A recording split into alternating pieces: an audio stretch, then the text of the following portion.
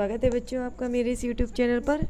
तो अब देखिए हम अयोध्या सिंह उपाध्याय हरिओ जी द्वारा रचित पवन दूतिका के इस खंड की व्याख्या करेंगे। कोई प्यारा कुसुम कुमला गेह में जो पड़ा हो, तो प्यारे के चरण मिला डाल देना उसी को। यूं देना ए पवन बतला फूल सी इकबाला, मिलाना हो कमल पग को चूमना चाहती है। तो ये जो पंक्तियाँ हैं, इन पंक्तियों में जो है राधिका पवन को समझाती है, उसे अपना दूत बना के भेज रही है। तो वो उसे समझाती है कि जब तुम श्री कृष्ण के पास जाओ तो वहाँ जाकर मतलब मेरे बारे में, यानी राधिका कह रही है कि राधिका के दुख को बड़ी चतुराई से व्यक्त करना। तो वो बता रही है कि किस तरह तुम उनको बतलाना। तो देखिए कैसे।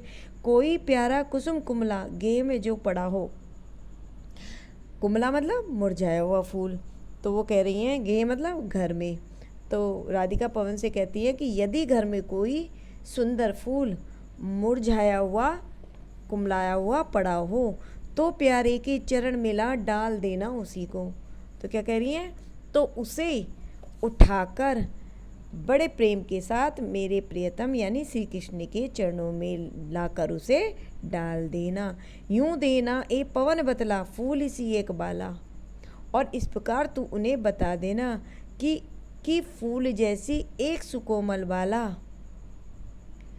मिलाना हो कमल पग को चूमना चाहती है। वो कह रहे हैं जो दुखित होकर फूल सी एक बाला, सुकोमल बाला, जो दुखी होकर आपके चरणों को चूमना चाहती है। जो प्यारे मंजू उपवन या वाटिका में खड़े हों।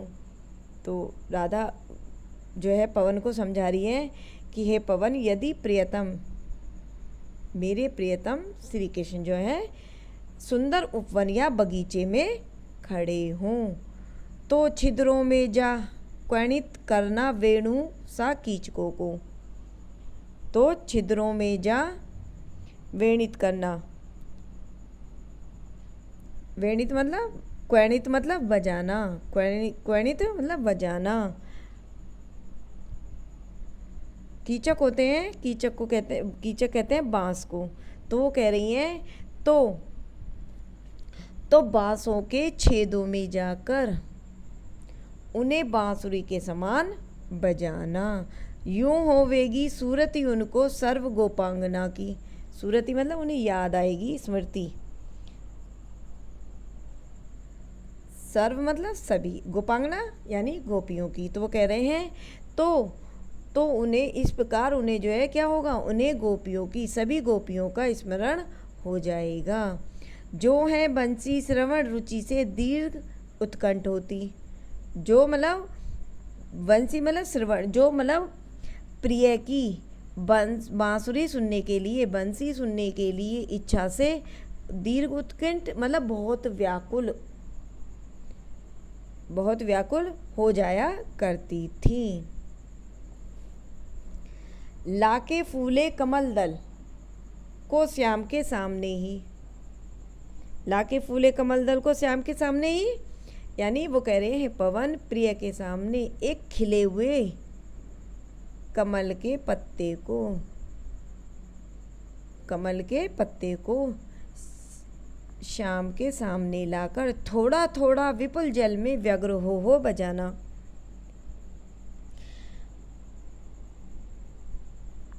थोड़ा थोड़ा विपुल जल में मतलब भरे हुए जल में। तो वो कह रही हैं कि व्याकुलता के साथ, व्यग्र मतलब व्याकुलता के साथ। तो वो कह रही हैं व्याकुलता के साथ थोड़ा थोड़ा जल में डुबोना। यूं देना ए भगनी जतला एक अम्भोजन नेत्रा, भगनी मतलब बहन। तो वो कह रही हैं कि हे बहन, इस प्रकार उन्हें बतला देना। अम्भोजन नेत्रा यानी कि कमल के समान नेत्रों वाली। तो कह रही हैं कि हे बहन, इस प्रकार उन्हें बतला देना कि कमल जैसे नेत्रों के समान, कमल जैसे नेत्रों वाली राधिका आंखों को हो विरो विधुरा वारी में बोरती।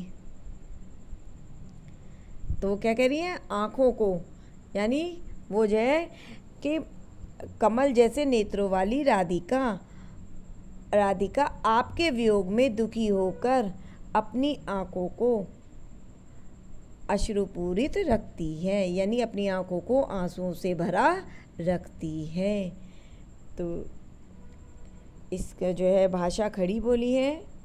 रस श्रृंगार रस का जो मतलब श्रृंगार रस है लेकिन विपर्लभ श्रृंगार है, और अलंकार यहाँ पर उपमा है, और शब्द शक्ति अभिधा भी है और लक्षणा भी है, छंद मंदाक्रांता ही है।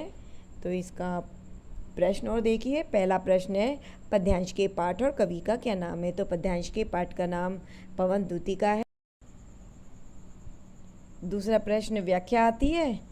तो इसके बाद के प्रश्न देखिए। इन पंक्तियों में राधिका किसको समझा रही है। तो इन पंक्तियों में राधिका पवन दूतिका को समझा रही है। अगला देखिए। राधिका किसी कुमलाए हुए पुष्प के संदर्भ में पवन दूतिका से क्या कह रही है। तो राधिका किसी कुमलाए हुए पुष्प के संदर्भ में पवन दूतिका से यह कह रही है कि यदि घर में कोई कुमलाया यानी मुरझाया हुआ फूल पड़ा हो तो उसे उठाकर प्रेम के साथ मेरे प्रियतम श्री कृष्ण के चरणों में डाल देना। अगला प्रश्न देखिए। पुष्प के माध्यम से राधिका श्री कृष्ण के प्रति क्या कहना चाहती है। तो उत्तर देखिए। पुष्प के माध्यम से राधिका श्री कृष्ण के प्रति यह कहना चाहती है कि फूल जैसी एक सुकोमल बाला दुखी होकर आपके चरणों को चूमना चाहती है। अगला प्रश्न। यदि पवन वाटिका में खड़े श्री कृष्ण के पास जाकर बांसों के छिद्रों में प्रवेश करके बांसुरी सी बजाएगी तो क्या होगा। यदि पवन वाटिका में खड़े श्री कृष्ण के पास जाकर बांसों के छिद्रों में प्रवेश करके बांसुरी बजाएगी तो क्या होगा। तो क्या होगा। यदि पवन वाटिका में खड़े श्री कृष्ण के पास जाकर बांसों के छिद्रों में प्रवेश करके बांसुरी बजाएगी तो उन्हें उन गोपियों की याद आ जाएगी या उन गोपियों का स्मरण हो जाएगा जो उनकी बांसुरी की धुन के लिए व्याकुल हो जाया करती थी। अगला प्रश्न देखिए। जल में डूबे कमल पुष्पों के माध्यम से राधिका अपनी किस दशा के विषय में श्री कृष्ण को बताना चाहती है। तो जल में डूबे कमल पुष्पों के या कमल पत्तों के माध्यम से राधिका श्री कृष्ण को बताना चाहती है कि कमल जैसी नेत्रों वाली यानी अम्भोजन नेत्रा, कमल जैसे नेत्रों वाली उनकी प्रिया उनकी राधा उनके विरह में दुखी होकर अपने कमल नेत्रों को आंसुओं में डुबो रही है। बच्चों, अगर मेरी वीडियो पसंद आए तो इसे लाइक करिए, शेयर करिए, सब्सक्राइब करिए।